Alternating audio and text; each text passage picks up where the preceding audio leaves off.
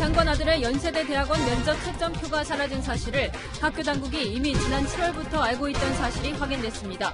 공교롭게도 당시는 조 장관이 법무부 장관 후보로 사실상 내정돼 있던 시점이었습니다. 윤석열 검찰총장이 조국 장관 일가 수사에 착수한 뒤 처음으로 입장을 밝혔습니다. 수사는 절차에 따라 진행되고 있습니다. 지난 3월 발생한 고유정 의붓아들 의문사 사건을 수사해온 경찰이 의붓아들 역시 고유정이 살해한 것으로 결론 내렸습니다. 단독 보도입니다. 화성 연쇄살인 사건의 유력한 용의자 이춘재의 고등학교 시절 사진을 공개합니다. 사건 당시 공개된 몽타주와 비교해봅니다. 최근 금연 열풍과 함께 전자담배 피우시는 분들 많으시죠? 최근 전자담배를 위한 실내 흡연 공간, 일명 베이핑룸이 늘고 있다고 하는데요. 일반 흡연실과는 뭐가 다른지 제가 직접 베이핑룸으로 출동해봤습니다.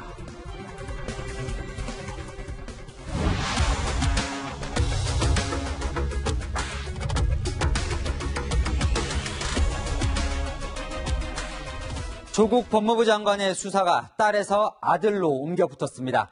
일가족 4명 모두 수사선상에 오른 모양새인데요. 오늘 뉴스에이는 조 장관 아들 관련한 단독 소식 이어서 전해드리겠습니다. 먼저 서울중앙지검 연결해서 아들 수사 상황 알아봅니다. 이동재 기자, 검찰이 어제 아들을 소환을 했는데 오늘도 이 수사에 집중한 거죠? 검찰은 어제 조 장관의 아들을 비공개로 소환해 16시간 동안 조사했습니다. 오늘은 조 장관 아들 컴퓨터 하드디스크 분석에도 수사력을 집중했습니다. 조 장관의 아들이 지난 2017년 대학원 진학을 앞두고 서울대 공익인권법센터에서 허위 인턴 증명서를 발급받은 의혹을 정주준한 겁니다. 검찰은 이 증명서가 위조된 것으로 보고 조 씨가 지원한 연세대 대학원을 압수수색했는데요. 있어야 할 자료가 모두 사라진 사실을 확인하고 누가 개입했는지 집중 수사하고 있습니다. 네, 저희 취재진의 취재에 따르면 조 장관의 자녀는 모두 검찰에서 입시 비리 의혹을 부인했다고요. 조 장관의 아들과 딸 모두 검찰에서 허위 증명서를 활용한 적 없다고 진술한 것으로 확인됐습니다. 특히 검찰이 증명서 발급에 근거가 된 프로그램이 개설조차 되지 않은 정황을 제시하면 행정착오인 것 같다고 답한 것으로 전해졌습니다. 앞서 조 장관은 청문회에서 딸의 출생신고일자 날짜를 두고 위증 논란이 일자 행정착오인 것 같다고 답변한 바 있습니다. 검찰은 조 장관의 자녀를 무리하게 조사한다는 지적에 조사 과정에서 충분한 휴식 시간을 부여했다고 강조했습니다.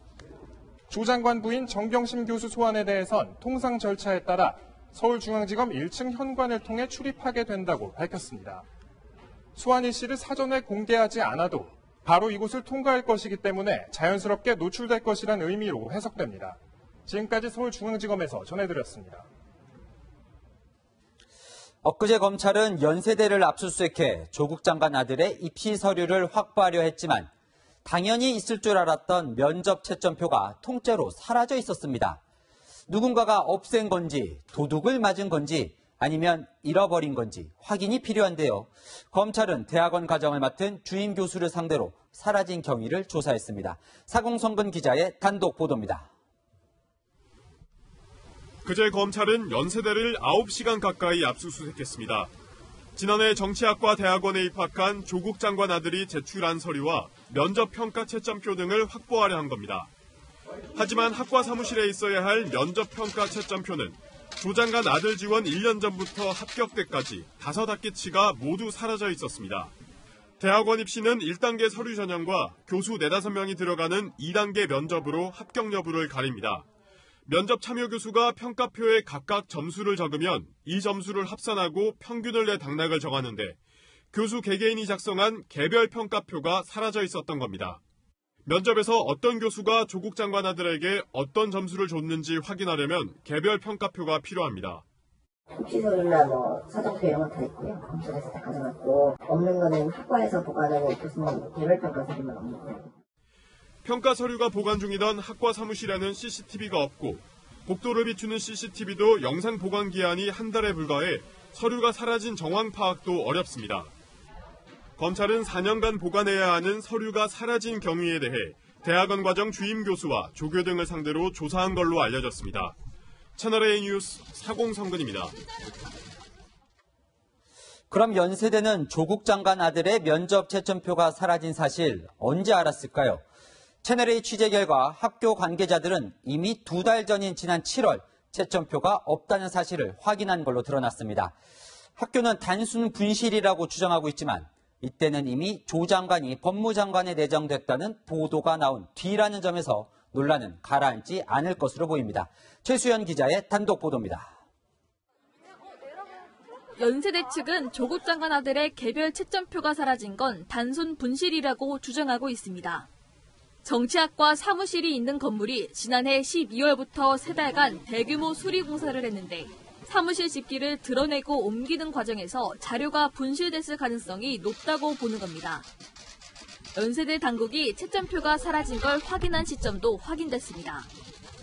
연세대 관계자는 지난 7월 연세대에 대한 교육부 정기감사 때 채점표 등 입시 자료가 사라진 사실이 확인됐다고 밝혔습니다.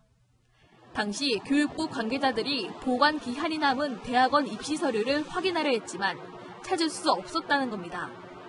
이미 이전에 분실한 자료라서 이번에 누가 인멸한 것도 아니라는 주장입니다. 하지만 조국 대통령 민정수석의 법무부 장관 내정설은 이미 한 달 전인 6월부터 나왔습니다. 경질이 됐어도 몇 번은 됐어야 할 조국 민정수석이 이번에는 법무부 장관 후보자로 거론된다고 합니다. 이 때문에 검찰도 단순 분실로 단정짓지 않고 인멸이나 도난 등 모든 가능성을 열어놓고 경위를 파악 중입니다. 채널A 뉴스 최수연입니다. 조국 장관의 딸과 친구들은 고등학생 신분으로 서울대 공익인권법센터에서 인턴 활동을 했다며 증명서를 받았지요. 조 장관 딸의 고교 동창생은 조 장관이 직접 전화를 해 세미나에 하루 참석을 했고 그 이후 증명서를 발급받았다고 검찰에서 진술했습니다. 관여한 적이 없다던 조 장관의 해명 또 도마에 올랐습니다. 박건영 기자입니다. 2009년 5월 15일 동북아시아의 사형제도를 주제로 서울대 공익인권법센터가 주최한 국제학술회의. 서울대 법대 교수이던 조국 법무부 장관이 좌장과 발표를 맡았습니다. 그런데 당시 조 장관 딸과 한영외고 유학반 동기인 장영표 단국대 의대 교수 아들 장모 씨, 또 같은 또래인 조 장관의 친구 아들은 이 회의에 단 하루 참석한 뒤 공익인권법센터 명의의 인턴 증명서를 받았다고 검찰에 진술했습니다. 더구나 장 씨는 당시 조 장관이 직접 전화했다고 검찰에 말한 것으로 전해졌습니다. 알아듣지도 못하는 내용인데 조 장관이 전화해 굳이 회의에 나오라고 했다는 겁니다. 또 인턴 증명서를 조 장관의 딸이 학교에 대신 가져다 냈다고도 진술했습니다. 앞서 조 장관은 장 교수의 연락처도 모르고 그 아들도 모른다고 부인했습니다. 단국대 그 교수님과 저는 전화번호도 모르고 연락도 한 적 없습니다. 그 장 교수님의 아이 역시 제가 이름도 모르고 얼굴도 모릅니다. 조 장관이 인턴 증명서 발급에 직접 개입했는지 검찰이 수사에 나선 가운데 법무부 측은 수사 중인 사안에 답변하기 어렵다고 밝혔습니다. 채널A 뉴스 박건영입니다. 오늘은 조국 법무부 장관 아들과 관련된 의혹을 집중적으로 살펴보겠습니다. 법조팀 최주영 기자 나와 있습니다. 최 기자, 검찰이 조 장관 아들에 집중하는 이유 있겠죠? 아무래도 이 조 장관의 아들과 딸이 마치 이 쌍둥이처럼 닮은 꼴 스펙을 쌓았기 때문이다. 이렇게 볼 수가 있겠습니다. 먼저 한번 살펴보면요. 한영외고 입학을 시작으로 누나와 같은 동아리에서 활동한 걸로 알려지고 있죠. 거기에다가 이 동양대 총장 직인이 담긴 표창장도 이 조국 장관 아들과 딸 모두 받은 사실이 확인됐습니다. 조국 장관이 직접 관여했다는 의혹을 받고 있는 이 서울대 공익인권법센터 인턴 증명서도 조 장관 자녀 모두에게 발급된 것으로 알려지고 있는데요. 이 결국에는 조 장관 딸의 부정 입학 의혹이 점점 커지면서 이 누나와 쌍둥이 스펙을 쌓은 것으로 알려진 아들의 입시 과정에는 문제가 없는지 검찰이 면면히 살펴보고 있다. 이렇게 볼 수가 있겠습니다. 네, 이게 정말 닮은 꼴 스펙인데 특히 조 장관 아들의 대학 입시 부분에 미심쩍은 부분이 있다는 거죠, 지금? 네, 맞습니다. 그 부분 좀 살펴보면요.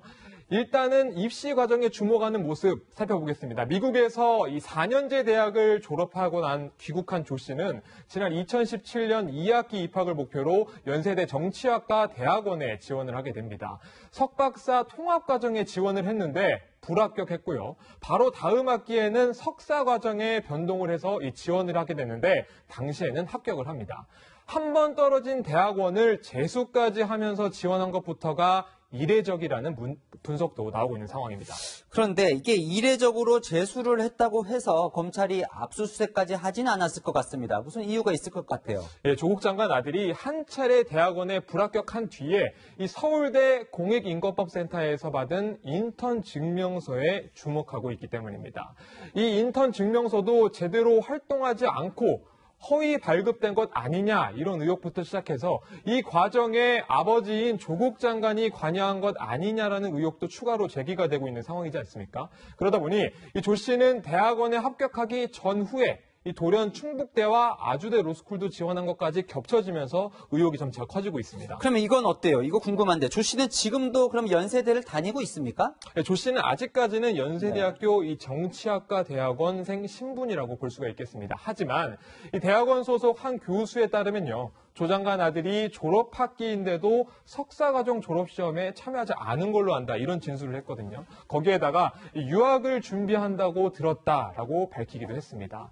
조 씨가 해외 대학 로스쿨을 준비하는 과정에서 연세대 대학원을 잠시 거쳐가려 한 것 아니냐라는 의문부터 시작해서 과연 이 군대에는 입대를 할 것인지 등 여러 의문이 꼬리를 물고 있는 상황입니다. 자, 조 장관 아들의 연세대 대학원 입학 당시에 바로 아버지 조 장관의 이 신분, 이게 지금 또 주목을 받고 있어요. 이것 때문에 지금 조 장관에게 의혹의 눈초리를 지금 보내고 있는 거 아닙니까? 아무래도 그런 의혹이 증폭되고 있는 부분, 바로 이 포인트 때문인데요. 배경은 이렇습니다. 이 문재인 대통령은 지난 2017년 5월에 조국 장관을 민정수석으로 임명했습니다. 그런데 이 당시에는 청와대에서는요, 연세대 교수 출신인 문정인 통일외교안보특별보좌관과 김기정 국가안보실 2차장 등 연세대 정외과 출신들이 이른바 연정 라인으로 불리면서 이 외교안보 라인의 실세로 자리 잡고 있었습니다. 이렇다 보니 이 조국 장관 아들의 연세대 대학원 진학에 이 조국 당시 민정수석과 이 청와대 외교안보 분야 연정 라인의 친분이 영향을 준 것 아니냐 이런 의혹이 일각에서 제기되고 있는 것이거든요. 네. 이에 대해서 이 문정인 특보 같은 경우는 말도 안 되는 소설이라면서 이 자신은 조 장관과 아무런 친분이 없다 이렇게 설명하기도 했습니다. 네, 지금까지 최주연 기자였습니다. 어제 주목해야 할 뉴스로 예고해드렸던 대로 조국 법무부 장관과 윤석열 검찰총장이 동시에 외부 행사에 출격했습니다. 윤석열 검찰총장은 조국 장관 일가 수사를 시작한 후 오늘이 첫 외부 일정이죠. 인터넷에 열린 국제행사였지만 당연히 수사 관련 질문을 받았는데 어떤 말을 했는지 권솔 기자가 보도합니다. 마약류 퇴치 국제협력회의가 열리는 인천의 한 호텔에 윤석열 검찰총장이 모습을 드러냅니다. 조국 법무부 장관 일가와 관련된 검찰 수사가 시작된 뒤 검찰 수장의 첫 외부 일정입니다. 조 장관을 둘러싼 수사에 차질이 없는지, 언제 마무리될 예정인지 묻자 직접 입장도 밝혔습니다. 오늘 마약류 퇴치를 위한 국제협력회의니까 외국 손님들도 많이 오시고 하니까 많은 관심을 부탁드리겠습니다. 수사는 절차에 따라 진행되고 있습니다. 윤 총장은 지난달 9일 헌법재판소를 방문한 뒤 외부 행사 참석을 전면 중단해왔습니다. 그동안 검찰청사 지하로만 출퇴근하며 기자와의 접촉을 피했고 검찰 구내식당에서만 식사를 한 걸로 알려졌습니다. 검찰 고위 관계자에 따르면 윤 총장은 헌법 정신에 따라 수사하라는 기준을 제시했고 조 장관 자택 압수수색 당일 열린 대검 간부회의에선 엄중함을 유지하라고 주문한 걸로 전해졌습니다. 정경심 교수 소환이 임박했다는 관측이 나오는 등 조국 장관 일가를 둘러싼 수사가 정점을 향하면서 검찰이 원칙대로 수사하고 있다는 점을 강조하고 수사팀에도 흔들림 없는 수사를 주문한 걸로 풀이됩니다. 채널A 뉴스 권솔입니다. 조국 법무부 장관은 두 번째 검사와의 대화를 하러 천안으로 향했습니다. 오늘은 어떤 말을 했는지 조영민 기자가 보도합니다. 검찰청사 정문으로 이어지는 도로 양쪽에 피켓을 든 시민들이 모였습니다. 지난 20일에 이어 두 번째 검사와의 대화를 위해 방문하는 조국 법무부 장관을 기다리고 있습니다. 조 장관의 파면을 촉구하는 측과 지지하는 측이 도로를 사이에 두고 맞섰습니다. 사죄하라! 사죄하라! 사죄하라!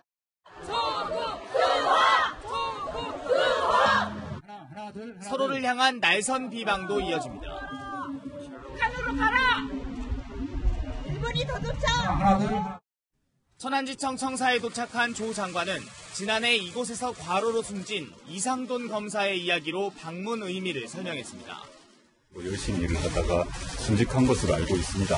그래서 이렇게 전국에서 이상돈 검사와 같이 눈피라는 형사공판 검사들의 상황이 어떠한지 듣기 위해서 왔습니다. 하지만 본인과 가족이 관련된 검찰 수사에 대한 입장을 묻는 질문엔 굳게 입을 닫았습니다.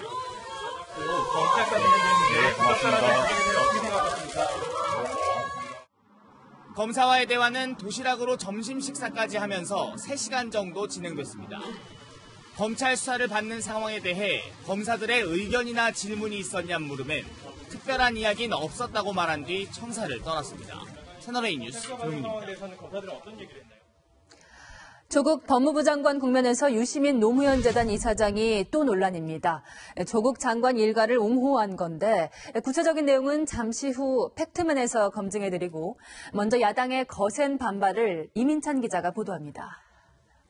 이제서야 적극적인 하태경 의원이 조국 장관 부인 정경심 교수를 옹호한 유시민 노무현 재단 이사장을 비판하고 나섰습니다. 검찰은 못 믿어요. 동양대에 있는 컴퓨터와 집에 있는 컴퓨터를 다 복제하려고 반출한 거예요. 조국 부부가 증거인멸과 조작을 한 증거가 되는 겁니다. 그래서 유시민 이사장이 참 똑똑하신 분인데 왜 이렇게 헤매는지 참 안타깝습니다. 검찰의 증거 조작 가능성 언급에 대해 정신줄을 놨다고 반박한 겁니다. 정경심 교수 구속영장이 기각될 경우 윤석열 검찰총장이 책임져야 한다는 말도 비판했습니다. 구속영장을 청구하리라고 봐요. 정상적인 국가에서라면 0%예요. 발부될 확률이. 영장이 기각되면 책임을 져야 돼요. 판사한테 영장 발부하지 마라. 우리 도와줘라. 그래서 윤석열 날리자.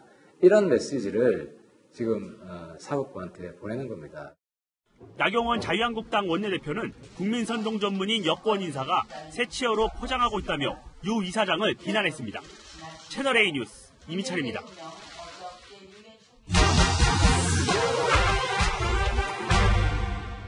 사실만 짚어드리는 팩트맨입니다. 조국 법무부 장관의 부인이죠. 이 정경심 교수가 지난달 말 동양대 집무실에서 PC를 가져간 걸 두고 유시민 노무현 재단 이사장은 증거 인멸이 아니라 증거 보존이라고 했는데 맞는지 따져보겠습니다. 먼저 유 이사장의 주장입니다. 검찰은 못 믿어요. 동양매출 가능성도 있는 거죠. 전문업체에 들고 가려고 나가는 거죠. 자, 검찰이 PC를 압수해 가져가서 조작할 가능성에 대비해 미리 복사해 놓으려고 했다는 건데요.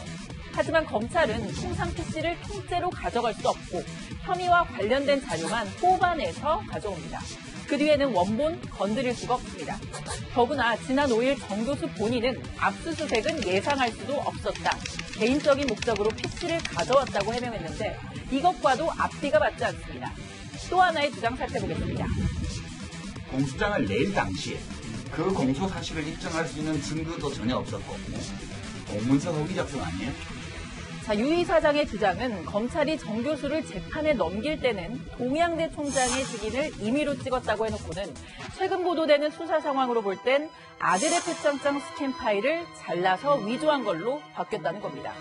그러니까 처음 썼던 공소장은 허위 공문서라는 건데요. 법조계에선 공소장을 변경할 수 있는 제도가 엄연히 있기 때문에 공소장 내용을 바꾸는 건 문제가 없다고 일축했습니다.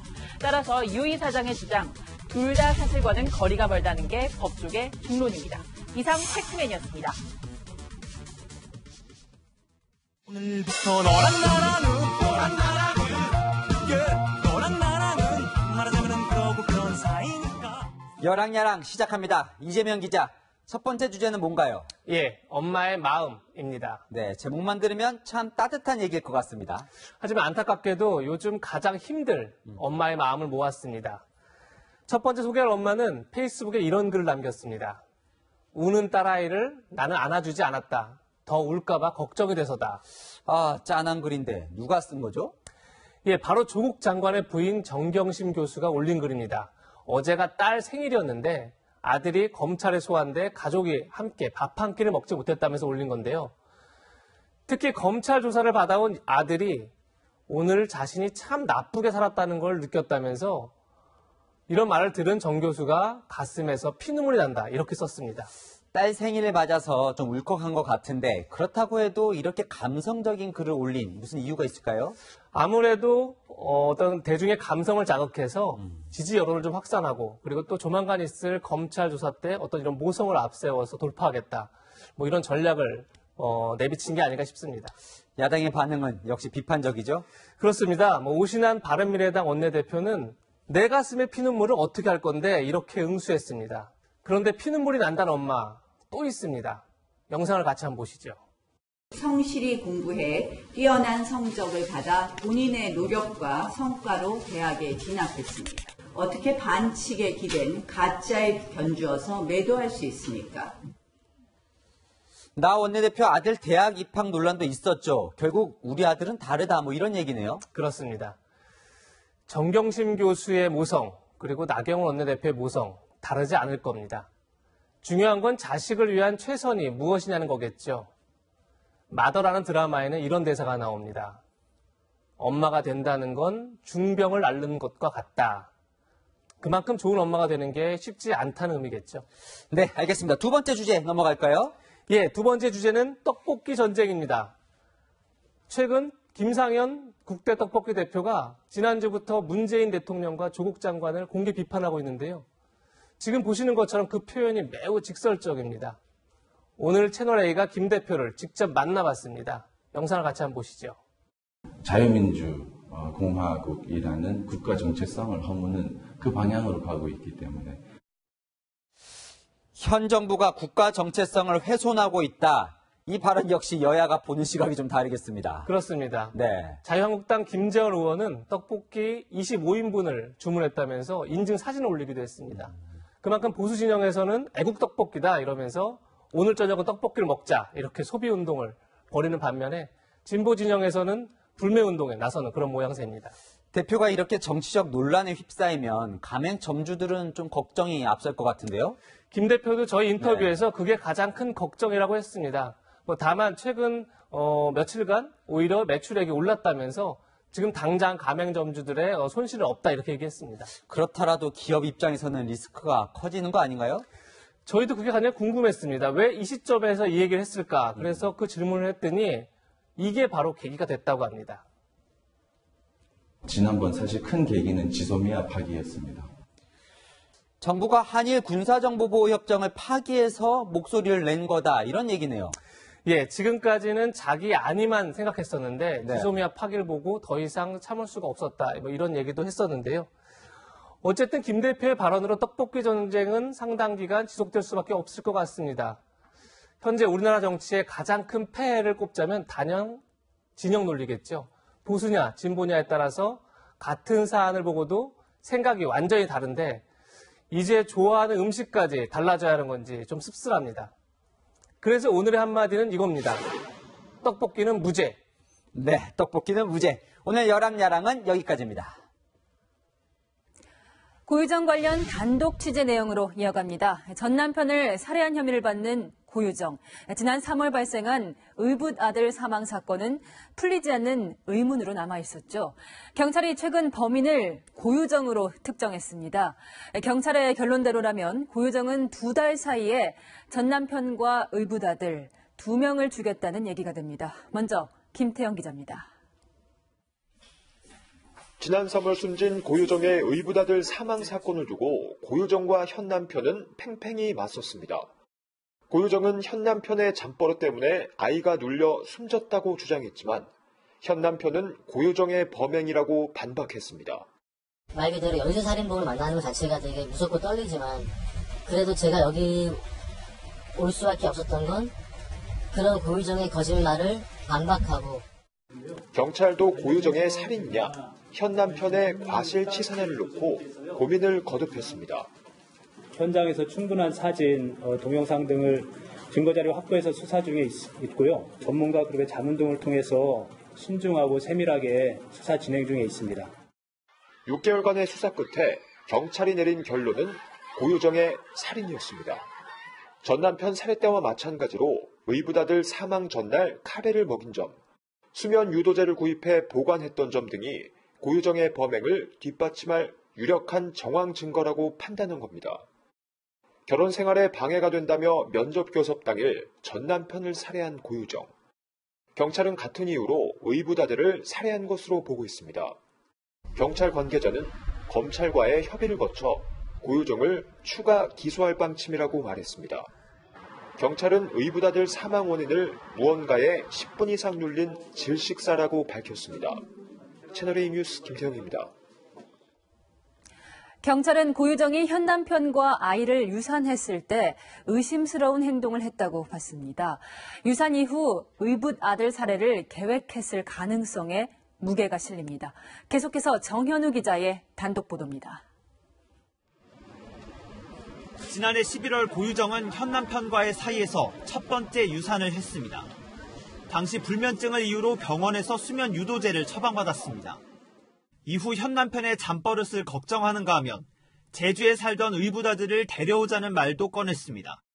지난 2월 두 번째 유산을 한 뒤에도 같은 얘기를 했습니다. 경찰은 고유정이 유산을 할 때마다 현 남편의 잠버릇과 의붓아들 얘기를 꺼낸 점에 주목하고 있습니다. 유산했으니까 나는 자격이 미달이고 전 부인의 애가 이제 등장을 하는 지경에 이르렀으니 굉장히 큰 스트레스였을 수 있겠죠.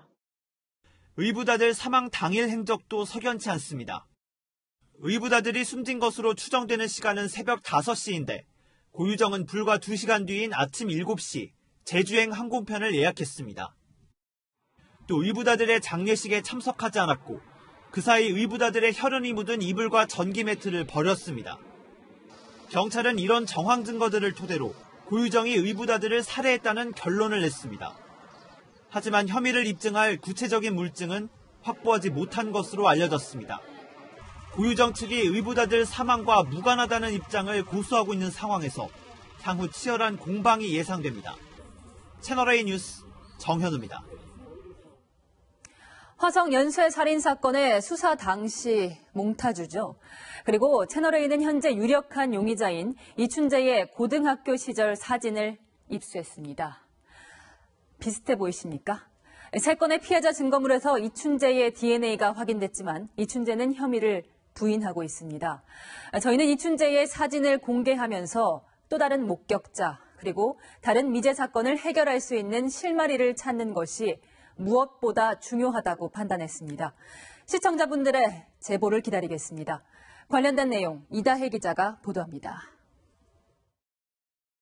화성 연쇄살인 사건 용의자 이춘재의 고등학교 졸업사진입니다.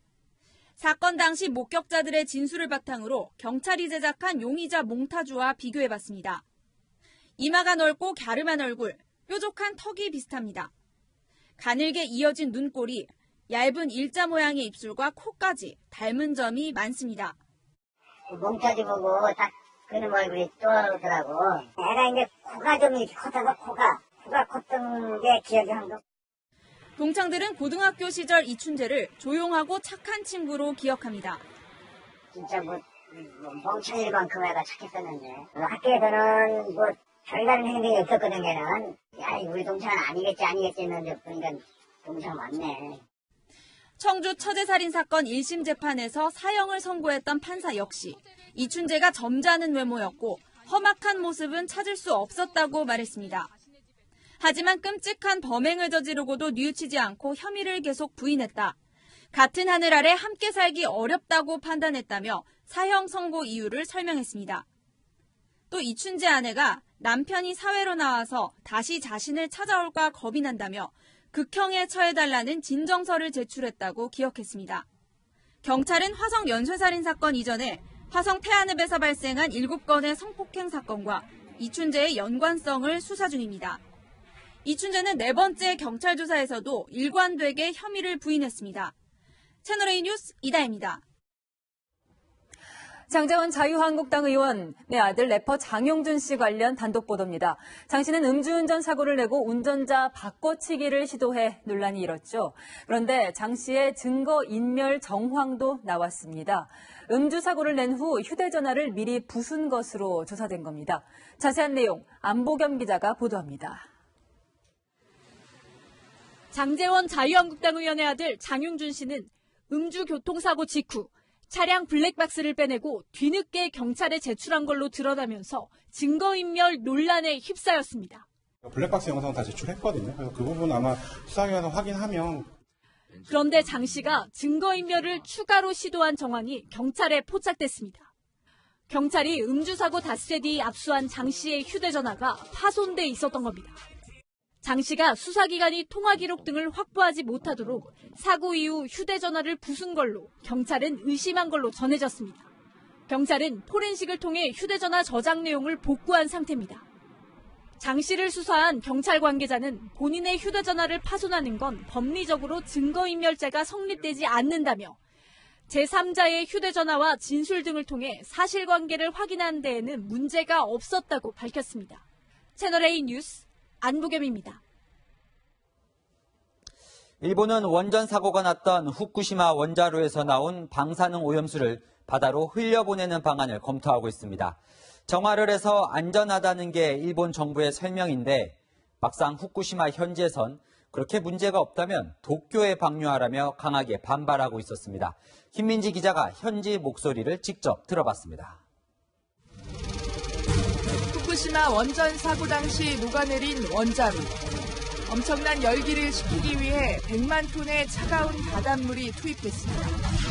그때나 지금이나 원전을 식히고 돌아 나온 물은 8년 넘게 탱크에 담겨 있습니다.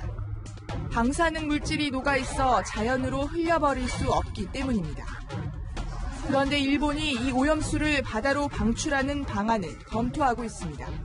同じようなトリチウムが入っているものがあると変わらないやり方を今後やっていくということは技術的にはできない。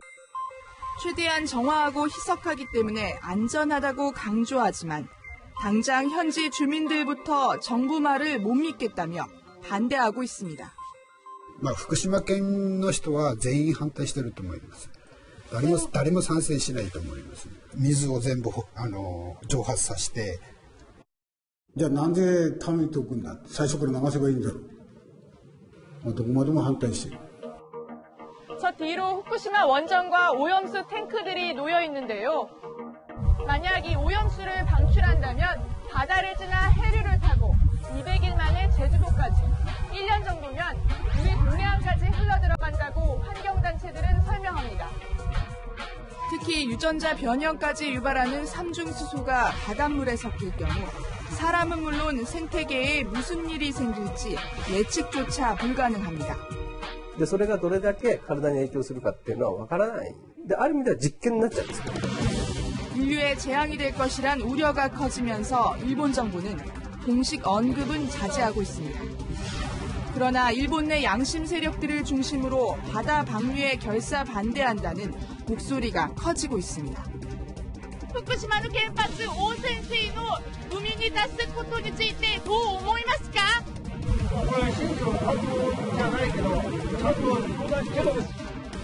もし本当に大丈夫って言うんだったらどうぞ東京湾に流してくださいと。 채널A 뉴스 김민지입니다.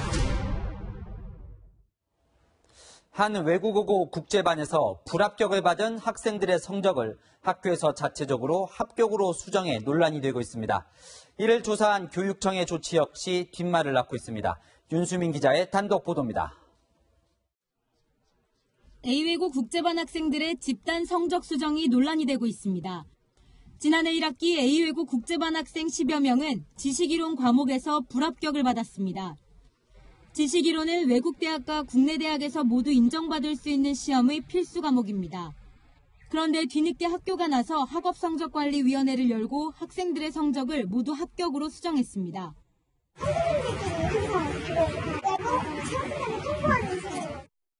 교육청은 성적 처리를 미흡하게 했다며 관련자 3명의 징계를 요구했습니다.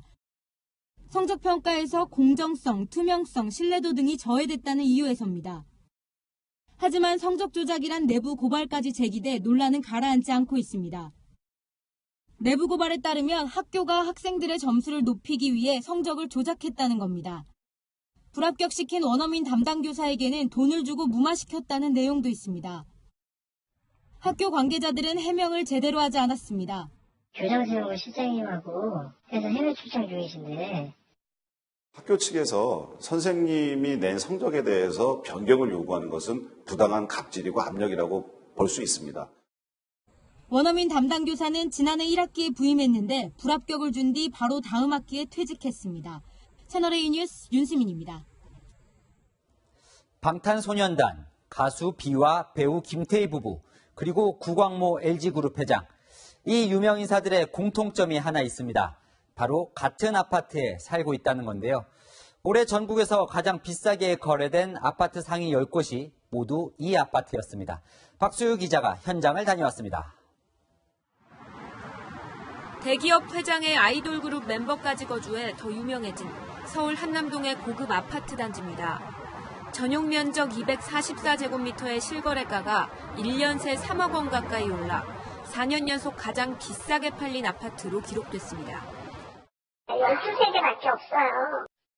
세대 수도 없고 워낙 특이하고 좋으니까 천년분은 있는데 물건이 없어요. 더 오르겠네요. 그렇죠. 올해 실거래가 상위 1위부터 11위까지 모두 차지한 한남동의 한 아파트입니다. 가장 비싸게 거래된 곳은 무려 84억 원에 거래가 됐습니다. 지난해 하반기 9.13 부동산 대책 등 치솟는 집값을 잡기 위한 대책이 쏟아졌지만 초고가 아파트의 시세는 오히려 오른 겁니다.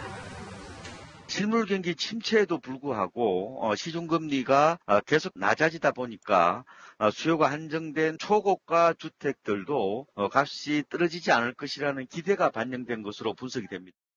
고가 아파트의 높은 시세가 다른 집값 상승으로까지 이어질 수 있는 만큼 보다 현실적인 대책이 필요하다는 지적이 나옵니다. 채널A 뉴스 박수유입니다. 파주부터 시작된 돼지열병 의심 신고 지역은 8일 만에 연천과 강화 등 수도권 주변 지역으로 급속도로 퍼지고 있습니다. 오늘 하루만 3건의 발병 의심 신고가 접수됐습니다. 김지환 기자의 보도입니다. 방제기가 도로 위에 쉴 새 없이 소독약을 뿌립니다. 축산 차량은 추가 소독을 받을 정도로 방역 체계도 강화됐습니다. 오늘만 인천 강화와 경기 연천에서 아프리카 돼지열병 의심 신고 3건이 들어오면서 긴장감이 커진 겁니다. 농장과 축산 관련 시설에 대한 대대적인 소독을 실시하고 이에 대한 철저한 점검을 통해 연이엔 확정 판정에 어제 500원 정도 올랐던 수도권 돼지고기 경매 가격은 오늘 또다시 300원 가까이 올라 1kg당 6,200원을 넘어섰습니다. 소비자의 불안은 이제 햄, 소시지, 돈가스 등 돼지고기를 가공한 식품으로까지 번지고 있습니다. 거부감이 들더라고요. 만두나 탕수육, 애들 좋아하는 탕수육 이런 것도 자꾸 재료에서 제외시키게 돼요. 잠잠해질 때까지는 돼지고기가 첨가되었다 이러면 안 먹을 것 같은. 사태가 길어지면 가공식품 가격도 올릴 수밖에 없어서 식품업체들의 고민도 큽니다. 원재료 수급하는데 일단은 좀 문제가 발생될 수 있잖아요. 단가가 올라간다는 거. 그 부분이 이제 가장 큰 부분이 되겠죠. 중국도 방역에 실패하면서 세계 돼지고기 가격 자체가 크게 오를 터라 업체들이 수입산을 쓰기도 부담이 될 거란 전망이 나옵니다. 채널A 뉴스 김지환입니다. 국정원은 어제 국회에 2, 3주 안에 북미 대화가 재개될 것이라고 보고했습니다. 실제로 북한과 미국이 지금 평양에서 실무 접촉을 하고 있는 것으로 확인됐습니다. 이동은 기자의 단독 보도입니다. 조만간 제3차 북미정상회담을 준비하기 위한 북미 간의 실무 협상이 이루어지자고 기대합니다. 기대를 넘어 대화 재개를 위한 북미 간 실제 움직임이 확인됐습니다. 외교 소식통은 지금 평양에서 북미가 만나 실무 접촉을 하고 있다고 전했습니다. 어제 국정원이 2, 3주 안에 실무 협상이 재개될 가능성이 높다고 한 것 역시 현재 접촉을 염두에 둔 것이란 관측입니다. 이 소식통은 그러면서 이르면 다음 주쯤 비건 미 국무부 대북 특별대표가 직접 움직일 것이라고 전망했습니다. 다만 비건 대표의 상대로 최선희 북한 외무성 제1부상이 나올지 김명길 수석 대표가 나올지는 아직 미정이라고 덧붙였습니다. 한동안 멈췄던 비핵화 시계가 다시 돌아가기 시작한 겁니다. 이런 가운데 우리 정부의 김정은 위원장 부산 방문 추진도 빨라지고 있습니다.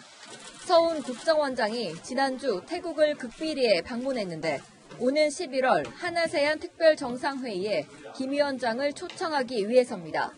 태국이 특별정상회의 의장국이라 김 위원장 초청을 위해서는 태국과의 사전 조율이 필요합니다. 한아세안 특별정상회의가 열리는 해운대 동백섬 진입로에 대한 경호 점검은 이미 시작된 것으로 알려졌습니다. 김 위원장이 부산에서 둘러볼 예상 방문지도 검토 중입니다.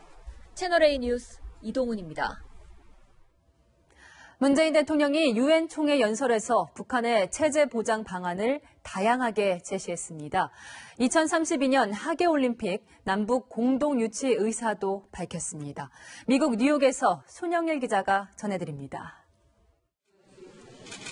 문재인 대통령의 17분간 유엔 총회 연설은 북한을 향한 유화 메시지로 채워졌습니다. 평화란 단어를 54차례 썼고 북한을 12차례 언급하면서 북한의 체제 보장 방안들을 구체적으로 제시했습니다. 비무장지대를 국제평화지대로 만들자는 제안을 하고자 합니다. 한국은 북한의 안전을 보장할 것입니다. 북한도 한국의 안전을 보장하길 원합니다. 이에 우리는 인류 역사상 가장 긴 정전을 끝내고 완전한 종전을 이루어야 합니다. 비무장지대를 평화지대로 바꾸기 위해 매설돼 있는 38만여 발의 대인지뢰를 유엔과 국제사회가 함께 제거해 나가자고 제안했습니다. 또 토마스 바흐 국제올림픽위원회 위원장을 만나 2032년 하계올림픽 남북공동유치를 추진하겠다는 의사까지 밝혔습니다. 문재인 대통령과 트럼프 대통령은 앞서 열린 정상회담에서 북한을 대하는 방식에 있어 근본적 변화를 모색하기로 했습니다. 구체적 내용은 공개되지 않았지만 지금까지와는 다른 북한 비핵화 방법을 제시하는 것 아니냐는 관측이 나오고 있습니다. 미국 뉴욕에서 채널A 뉴스 손영일입니다. 자, 그런데 워싱턴에서 한반도 안보 문제에 영향을 미칠 초대형 변수가 등장했습니다. 재선 가도를 향해 매진 중인 트럼프 대통령에게 탄핵 폭풍이 덮친 겁니다. 워싱턴에서 김정한 특파원입니다. 미국 하원의 탄핵 절차 개시 선언은 트럼프 대통령이 유엔 총회 일정을 소화하던 시각 전격적으로 이루어졌습니다. The actions taken to date by the president have seriously violated the Constitution. The president must be held accountable. 지난 7월 트럼프 대통령이 우크라이나 대통령에게 대선 경쟁자인 바이든 후보 아들에 대한 비리 조사를 사실상 군사 원조 중단 카드를 무기로 압박했다는 내용이 내부 고발자를 통해 알려진 게 도화선이 된 겁니다. Foreign country to interfere with and control a U.S. election, it couldn't be clearer. And that's not just undermining democratic institutions. That is treason. 통상 미국 대통령과 외국 정상의 통화는 백악관 집무실에서 참모들 참관하에 이루어지며 별도의 상황실 직원이 통화록을 속기합니다.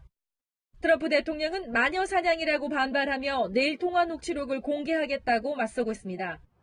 그러나 민주당이 다수인 하원이 탄핵안을 가결시키더라도 공화당이 다수인 상원에서 부결 가능성이 높아 탄핵이 현실화할 가능성은 현재로선 높지 않습니다. 민주당이 탄핵 카드를 꺼내들m에 따라 미 대선 전국은 경랑 속으로 빠져들게 됐습니다. 일각에선 트럼프 대통령의 북미 정상회담 등 외교적 정책도 그 동력을 상실케 됐다는 전망도 나옵니다. 워싱턴에서 채널A 뉴스 김정환입니다.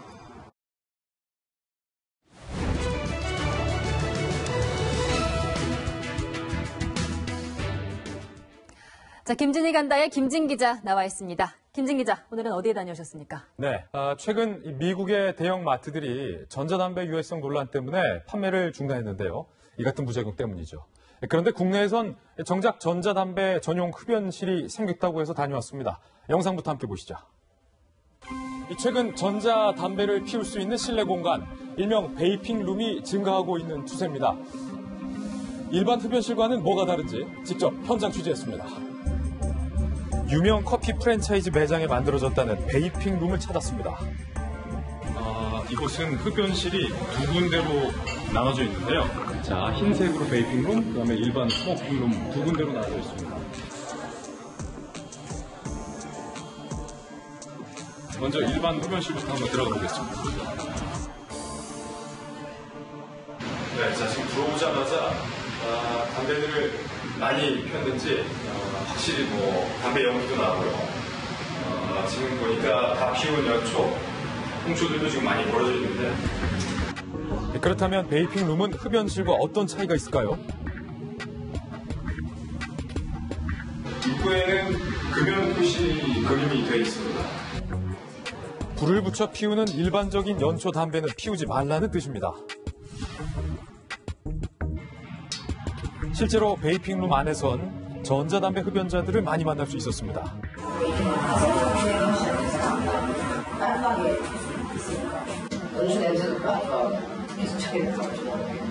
전자담배를 피시는 분들이 냄새가 싫어서 넘어가시는 분들도 있으니까 대출이나 이런 거 생각을 해보면 그것을 수 있는 편이 나으니까 만들었던 거죠.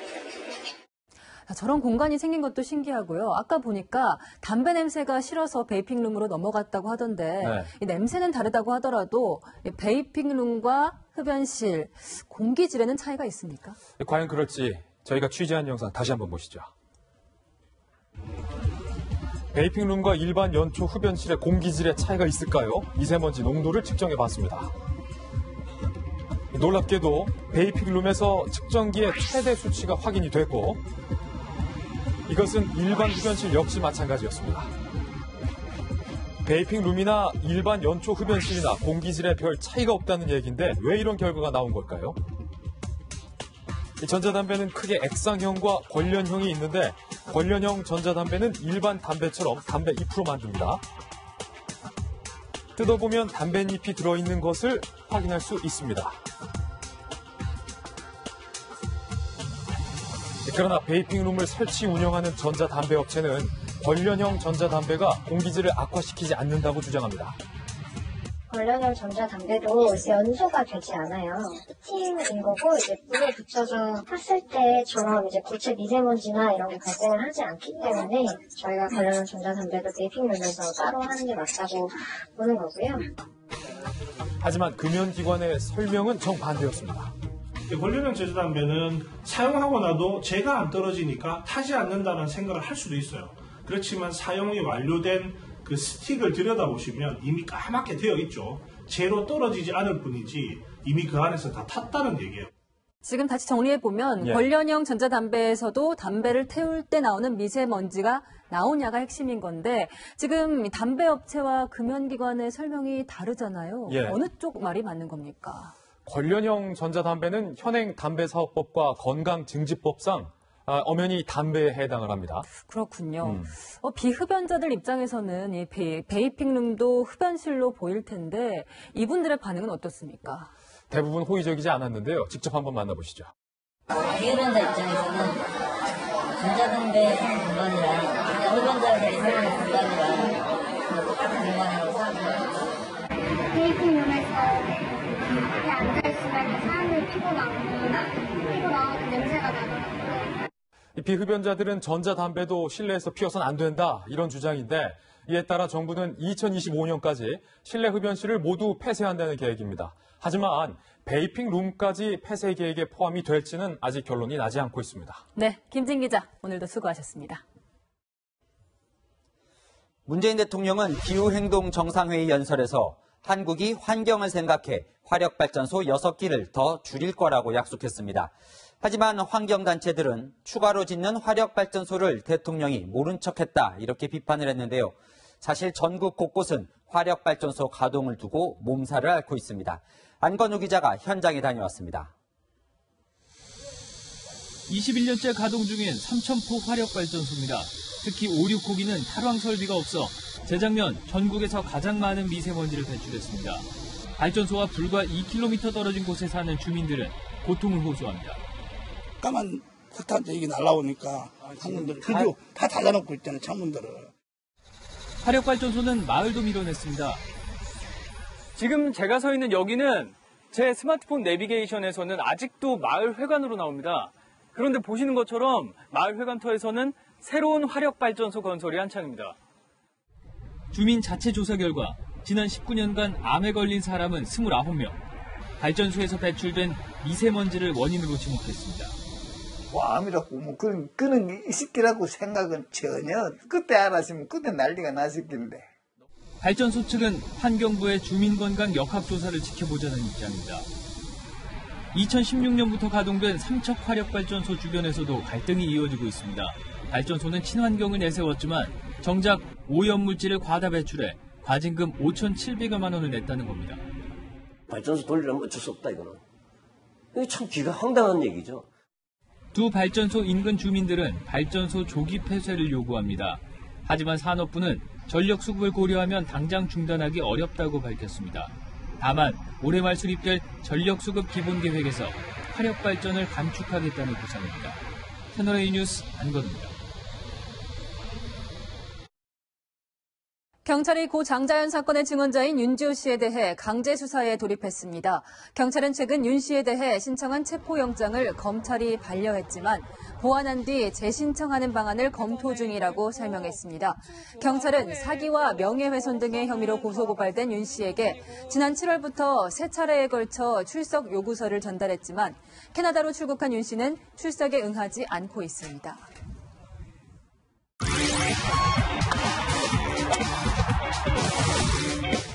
이런 내로남불이 없습니다. 럭비 월드컵 개최국 일본이 야쿠자를 상징한다면서 외국 선수들의 문신을 금지했는데요. 그런데 군국주의를 상징하는 우길기는 무차별적으로 노출시키고 있어 반발이 거셉니다. 김유빈 기자입니다. 태평양의 작은 섬나라 사모아. 이들에게 문신은 부족을 상징하는 중요한 의식입니다. 그런데 럭비 월드컵 개최국인 일본이 사모아 대표팀에게 황당한 주문을 했습니다. 일본에서 문신은 야쿠자를 상징해 혐오감을 주기 때문에 훈련장 등에서 문신을 노출하지 말라고 요구한 겁니다. 논란 끝에 사모아 선수들이 일본의 요구를 받아들였습니다.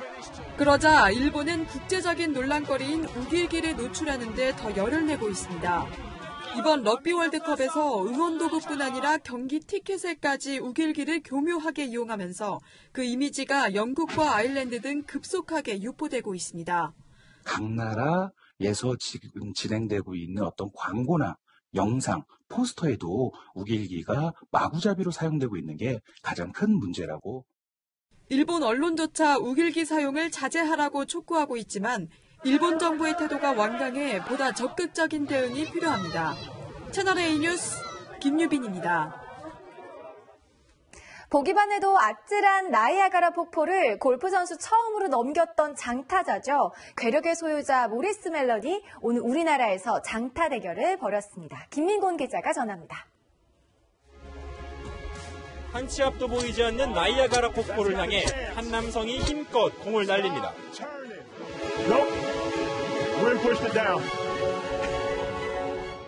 하지만 바로 그 순간 골프공이 기어이 폭포를 뚫고 반대편 카메라에 잡힙니다. 골프 사상 처음으로 나이아가라 폭포를 넘기는 데 성공한 겁니다. 타이거 우즈와 장타 1, 2위를 다투는 괴물 골퍼 앨런이 오늘 우리나라에서 장타 대결을 펼쳤습니다.